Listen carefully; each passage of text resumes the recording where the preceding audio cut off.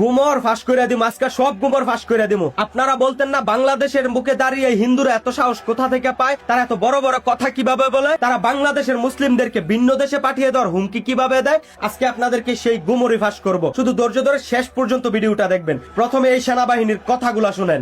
আমি বলতেছি আমি আমার সৈনিকের জীবন দিয়ে হলো এই মন্দির রক্ষা করবো। এই যে হাতে রক্ত, আমি আপনার সাথে কথা বললাম।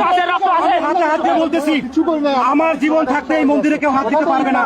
দেখছেন তো, বাংলাদেশ সেনাবাহিনীর একজন কর্মকর্তা ঘোষণা দিচ্ছে যে তিনি তার সৈনিকের এবং দরকার হলে তার নিজের জীবন দিয়ে হলো বাংলাদেশের এই রাম মূর্তিকে রক্ষা করবে। বুঝতেছেন তো, এখন বুঝতেছেন যে কোথা থেকে আসলে তারা এত শক্তি পায়, কোন হেডামের জোরে তারা এত বড় বড় কথা বলে। অথচ বিপরীত দিকে প্রতিবেশী ভারতে দেখেন, সেইখানে শত শত মসজিদ ভাঙা হইতেছে, কই সেখানকার কোন প্রশাসনিক সদস্য তো এরকম কথা বলে না। বুঝতে পারছেন, বাংলাদেশের সেনাবাহিনীতে যে রয়ের এজেন্ট রয়েছে এটাই তার বাস্তব প্রমাণ। সেই সাথে আপনাদেরকে আমি আরো একটা গোপন তথ্য জানাই। বাংলাদেশের 64 জেলায় মোট থানা হলো 630টি, তার মধ্যে 512 জন ওসি হিন্দু, আর মুসলিম ওসি হলো মাত্র 118 জন। যেখানে জনসংখ্যায় হিন্দুরা মাত্র বাংলাদেশে 3%, আর আমরা মুসলিমরা প্রায় 93%। সেই হিসাব যদি করি তাহলে মাত্র 19 জন হিন্দু ওসি থাকার কথা বাংলাদেশের থানাগুলাতে, কিন্তু সেইখানে 512 জনই হিন্দু। তাহলে আপনারা এখানে বলেন এখানে সংখ্যাগরিষ্ঠতা কে আর সংখ্যালঘুই বা কারা? আর যে 512 জন ওসি আছে না, তারা হচ্ছে আমাদের সেই স্বৈরাশাসক আপার রেখে যাওয়া প্রোডাক্ট। হয়তো আমার কথা আপনাদের বিশ্বাস নাও হতে পারে, তাই আপনাদেরকে আরো একটা ভিডিও দেখাই, ভিডিওটা শেষ পর্যন্ত দেখেন।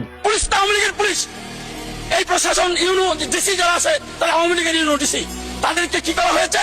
হয়তো মসজিদ থানা থেকে ট্রান্সফার করে আপনি নারায়ণগঞ্জ থানায় দিয়েছেন, কিন্তু এরাই তো, এদের ভিতর থেকে আওয়ামী লীগের গন্ধ যায় নাই।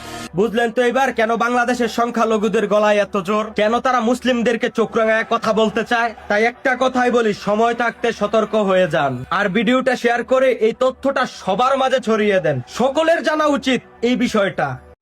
ধন্যবাদ ভাইজান, ধন্যবাদ। সঠিক সময়ে এই যে সঠিক জবাব দেওয়ার জন্য আপনাকে সেলুট ভাইজান।